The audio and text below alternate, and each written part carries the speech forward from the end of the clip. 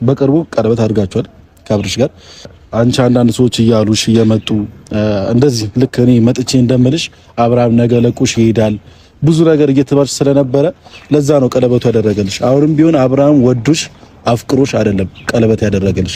የትም ከሱ ጋር ምንም ቁም ነገር ላይ አትውይም ተብዬ አሁን ላይ ጥሩ ነገር እንግዲህ ቀለበት ማለት ቃል ነው ገባ በደንብ ያስበዋል ትልቅ ሰው ነው ብዬ ነው ማስበው። ከዛ ባለፈ ደግሞ ኖ ትልቅ ሰው ነው ቢያስበው ኤፍሬም እንደዛ ሳይሆን ጋር አድርጎ በአንድ አመት ውስጥ አይፈታም ነበር። ስለ ቀለበት ትልቅነት ቢገባው ኖሮ ማለት ነው። ስለ ቀለበት ትልቅነት ነው ግን ደግሞ እግዚአብሔር የፈቀደው ኑሮ ነው የምትኖረው ገባ።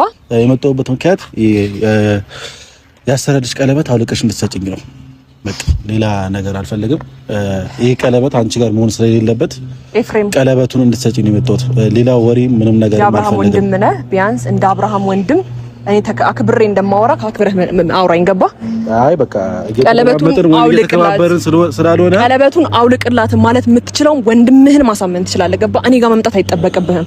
ከፋይን ያለው አክብሬ ከዚህ ድረስ ስለመጣሁ ነው። እስቲ አንቺ ግን ማስያዝ አቅቶኝ ነው ወይ ነው ያልኩ ያለሁት የአብርሃም ወንድም ስለሆንክ ነው። አሁንም እዚህ ጋር ቆሜ ማውራክ እንጂ በእንደዚህ አይነት መንገድ ያወራኸኝ ጥዬ ሜዳ አቅቶኝ አይደለም። ስለ አብርሃም ህይወት የምትጨነቅ ከሆነ አብርሃም ማውራት ትችላለህ። በቃ አጠገቡሽ ላይ እንዳሉ እና አይነት ወንዶች አይደሉም።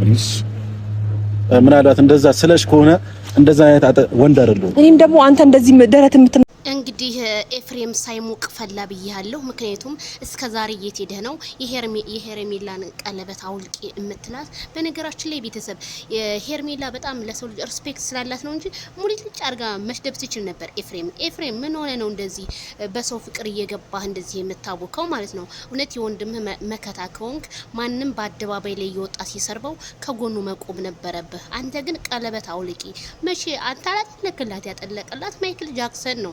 አሁን በሄርሜላ ላይ እንደዚህ የምትዘባበተው ምን ይፈጠር ብለህ ነው? በጣም ነው የሚደብረው ግን ኤፍሬም ወንድ ሽተት ወንዶችን ምሳል የራስን ፍቅረኛ ይዘ አሽሞርሞር እንጂ የሰውን ትዳር ለመበጥበጥ ሄርሜላ ትክክል ነሽ።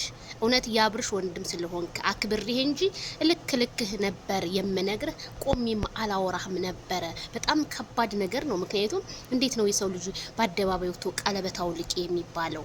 ቀለበት በነገራችን ላይ አውልቃ ብትጥለው ቀለበት ፍቅር አይሆንም። ዋናው ከውስጥ የመነጨ ፍቅር እንጂ ቤተሰብዬ እንዴ ያምዬ መጣ ሄርሜላ ምን ታርጋችሁ እንዴ? ሩታ ማሸነፍ አቅቷችሁ ወይ አብርሃም ማሸነፍ አቅቷችሁ ሄርሜላ ላይ የምትዘባበቱባት? ሄርሜላ እኮ ምንም አላደረገችም። በፍቅር ነው ልጁን ጠብ ያደረገችው። በቃ እንዴ ተፋቷት። ሄርሜላ እኮ እዚህ ጋር ምንም ጥፋት የለባትም። ያም እየመጣ ሄርሜላ ሄርሜላን መሆን አትችሉም። ሄርሜላ የፍቅር አስተማሪ ናት። እኔ አስረግጬ ስነግር ኤፍሬም ማለት ነው። ረፍዶብሃል እናቴ። የረከሰ ነጋዴ ገበያ ሁሉ ከተወደደ ይመጣል አለ። አሁን እናቴ ሄርሚዬ ውድ ናት። ተፋታት እሺ።